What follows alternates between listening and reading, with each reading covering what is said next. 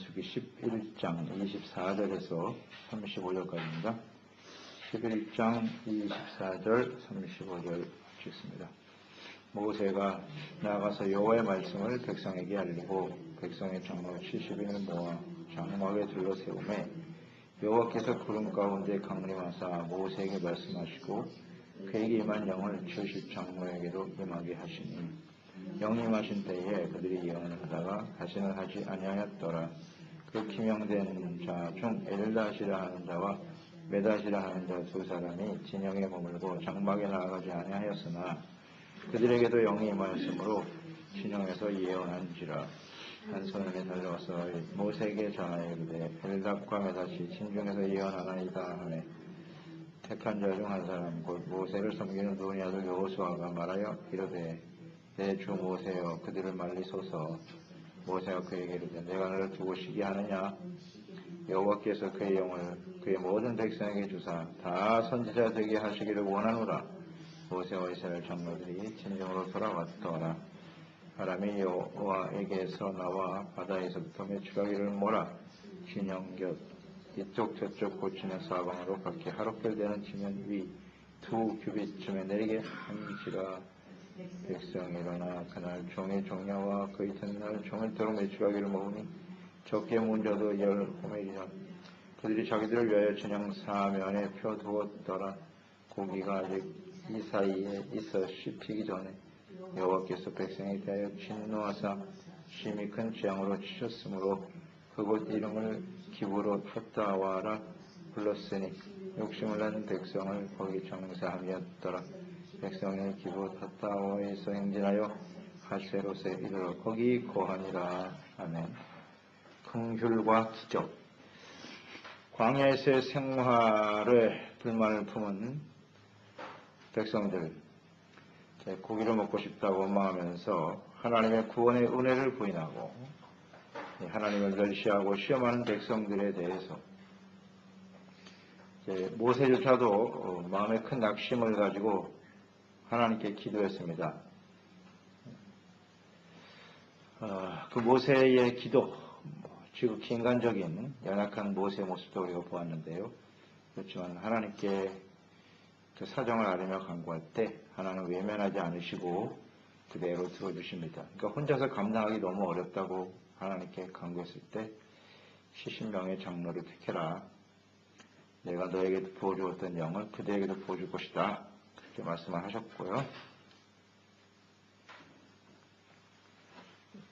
70명이 이제 하나님의 영으로 충만한 그런 모습이 나오죠.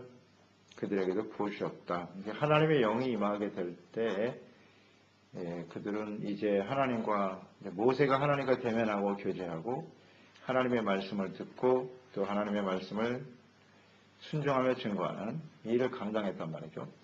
그러니까 모세가 행했던 모든 일들은 자신의 능력으로 한 것이 아니고 하나님의 영에 감동되어서 할 수 있었던 것임을 알 수가 있지요. 그 70인 장로들에게도 모세에게 주었던 영을 그대로 부어주시겠다고 했어요. 그 하나님의 영이 임했을 때 그들이 한 일이 무엇이죠? 25절. 하나님의 영이 임한 때에 그들이 예언을 하였더라. 예언하였다고 나와 있네요. 예언이라고 하는 것은 무엇입니까? 하나님의 뜻, 하나님의 계획. 이것을 아는 거예요. 하나님의 마음이 어떠하신지. 성령이 임하니까 비로소 하나님의 뜻을 알게 되고 하나님의 계획을 알아서 하나님의 마음을 얻게 되는 거죠. 예언. 성령이 감동돼야 우리는 기록된 말씀, 이게 예언인데요. 이 예언의 핵심은 하나님이세요. 하나님이 어떤 분인지, 어떤 생각을 갖고 계신지, 어떤 뜻이 있으신지 이런 걸 알게 되는 거예요. 알게 되는 거. 하나님의 영에 감동되지 않으면 알 수가 없어요. 하나님과 온전한 교제가 이루어지는 거죠. 그러니까 예배도 역시 마찬가지. 신령과 진정으로 드려지는 예배, 하나님의 영에 감동되어 하나님을 바르게 알고 하나님의 뜻과 계획 속에 자신의 생각을 쳐서 복종시키는 것, 이것이 진정한 예배라고 봐야죠. 하나님의 영에 감동돼야 영신 하나님의 임재하심을 느끼게 되고 깨닫게 되고 확신하면서 주님을 섬기게 되겠지요. 하나님이 지금 그들과 함께 계시는데도 불구하고 이 하나님의 백성들이 이렇게 하나님 앞에서 원망 불평하고 이러고 있단 말이에요.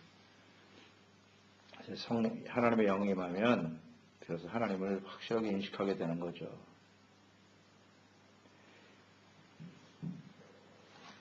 70인을 세웠다. 그들이 지도자로 세워졌다라고 하는 것. 세웠다고 다 되는 건 아니고요. 이렇게 하나님의 영이 감동돼야만 그 지인과 사명을 감당할 수 있는 것입니다. 우리가 교회에 와서 하나님의 직분을 맡아서 세움을 받았다. 그러나 하나님의 성령이 감동되고 충만하지 않으면요. 그 일은 감당할 수가 없습니다. 하나님의 뜻을 잘 알고 그에 순종하는 사람으로 세우기 위해서 하나님의 영을 보내주시는 것이고 그래서 또 하나님이 그들에게 권위를 주시는 거죠. 영적 권위를 주셔서 이제 하나님의 뜻대로 잘 가르치고 이끌어가고 증거하는 역할을 하도록 세우신 거다. 그래서 스가랴서 4장 6절 이는 사람으로 힘으로도 되지 않으며 능력으로 되지 않는 것이다. 오직 나의 영으로 된다 그랬거든요. 하나님의 공동체를 섬기고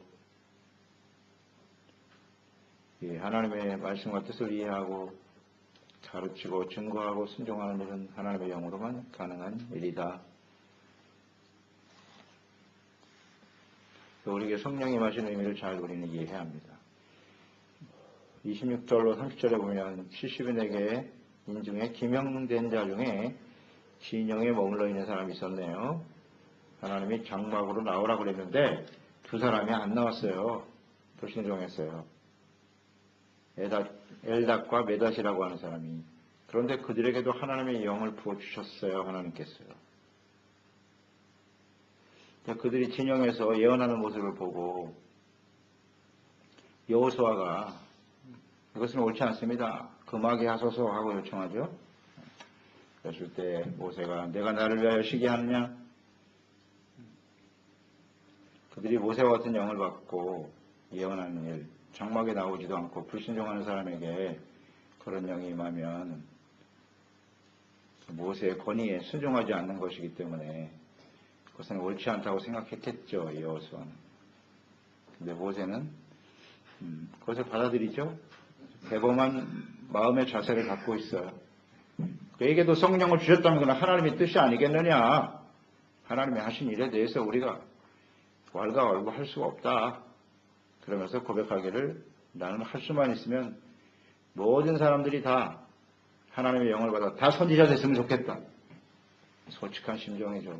하나님의 백성들이 너무나 하나님을 잘 모르고 하나님의 뜻을 모르고 그렇게 원망 불평하고 말이죠. 특하면 애고로 돌아가자고 외치고 있으니까 너무 안타까워서 다 선지자가 됐으면 좋겠다고. 그러니까 하나님의 영이 임했을 때 예언을 하게 되었고 이것을 모세는 선지자다 이렇게 표현을 했네요. 그러니까 선지자는 하나님의 뜻을 아는 거잖아요. 미리 알고 그것을 바르게 순종하며 따르는 일. 그래서 하나님의 영이 임하면 우리 예언의 말씀을 깨닫고 미리 알게 되는 거죠. 선지. 미리 알아서 가르치고 증거하는 사람이 된단 말이죠. 제발 좀 그랬으면 좋겠다. 간절한 소망이죠. 모세의 마음은요. 주님께서 이제 이 말씀을 또 약속을 하셨죠. 하나님의 영을 모든 사람에게 부어줄 것이라고 요엘서 2장 28절 말세가 되면 내가 내 영을 만민에게 부어주리니 그의 자녀들이 장래일을 말할 것이며 너희 늙은이들은 꿈을 꾸고 너희 젊은이는 이상을 볼 것이다. 모든 만민에게 하나님의 영을 부어주실 것이다. 약속하셨네요. 그러니까 이 모세의 소원이 이루어지는 거예요. 모세의 간절한 소원. 다 선지자됐으면 좋겠다고. 그러니까 하나님의 영이 모든 사람에게 부어진다. 그러니까 하나님의 영이 부어질 때 이 예언의 말씀, 하나님의 말씀이 깨달아지기 시작하는 거죠. 말씀이 들려지기 시작하고 하나님과 온전한 교제가 이루어지고 기도와 예배가 살아나고 성령의 역사하셔야만 가능한 일이에요. 인간의 의지와 노력으로 되는 게 아닙니다. 깨닫고 순종하게 되고 그때부터 증거하기 시작하죠. 예수님의 그리스도요 살아계시는 하나님이라는 사실을 확신하고 증거하기 시작하는 거예요. 말세에 이런 일이 벌어질 것이다. 그러니까 지금이 말세인 거예요. 특별한 사람들에게 70명만 뽑아서 그들에게 하나님의 영을 부어주시고 왕이나 제사장이나 선지자들에게 특별히 하나님의 영을 부어주셔서 이 일을 감당하게 하셨는데 오늘날에는 모든 사람에게 영이 임하잖아요. 그러니까 지금이 말세예요. 주님 오실 날이 그래서 심히 가까운 겁니다. 그리고 또 하나는 우리에게 하나님의 영이 임했다는 의미가 무엇인가? 모세와 동역하기 위해서 하나님의 성령을 부어주셨죠. 오늘도 우리가 성령으로 감동되고 주의 영으로 충만해야 되는 이유는 뭐냐? 목적은 뭐냐? 간단해요. 그리스도 몸된 교회를 가르게 섬기도록 주의 정부와 지식들이 마음을 같이하여 하나님의 나라와 뜻을 이루어가는 일에 헌신하며 쓰임받도록 하기 위해서 예언의 말씀을 깨닫고 전파하고 증거하기 위해서 하나님의 영을 부어주시는 겁니다. 우리가 왜 성령으로 충만해야 하는지 하나님의 영이 아니면 예언의 말씀을 절대 이해할 수가 없어요. 순종도 불가능하고요. 이 이스라엘 백성들은 하나님의 예언의 말씀을 따라가는 거예요.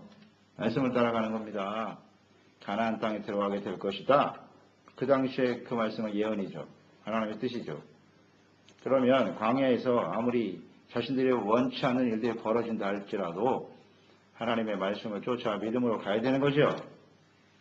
그런데 이 백성들이 가나안 땅을 바라보기보다는 하나님의 예언의 말씀에 붙들리기보다는 자꾸 현실에 매여 살다가 자신의 뜻대로 되지 않으면 또 원망불평하고 왜 우리를 애굽에서 구원해내서 이 고생을 하게 하느냐. 애굽으로 돌아가자.